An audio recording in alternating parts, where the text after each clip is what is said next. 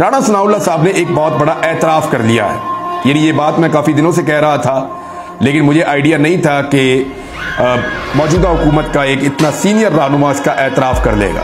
मैंने बार बार ये बात कही और गुज़िश्ता 1.5 माह से मैं ये बात कर रहा था, लेकिन अब राणा सनाउल्लाह साहब ने ये बात अपने मुंह से खुद कही कि इलेक्शन से पहले इमरान खान साहब को जल्दबाजी में जिस अंदाज से सजाएं दी गई हैं वो ठीक नहीं हुआ।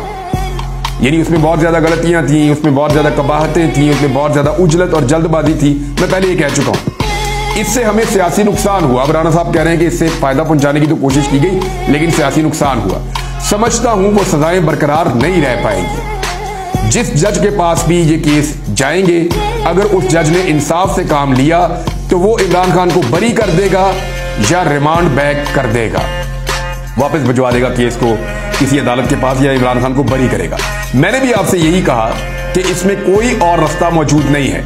साइफर केस का बहुत बुरा हाल हुआ है, लेकिन राणा सनाउल्लाह साहब ने एक और बात की, वो मैं चाहूंगा आपको सुनाऊं इस वीलॉग में, मोहसिन नकवी के बारे में। उन्होंने कहा कि मोहसिन नकवी की मेहरबानी है कि वो वजीर दाखिला रहने के ऊपर इक्तफा कर गए और उन्होंने वजीर दाखिला रहना पसंद किया। अगर वो चाहते तो वजीर आज़म पाकिस्तान भी बन सकते थे।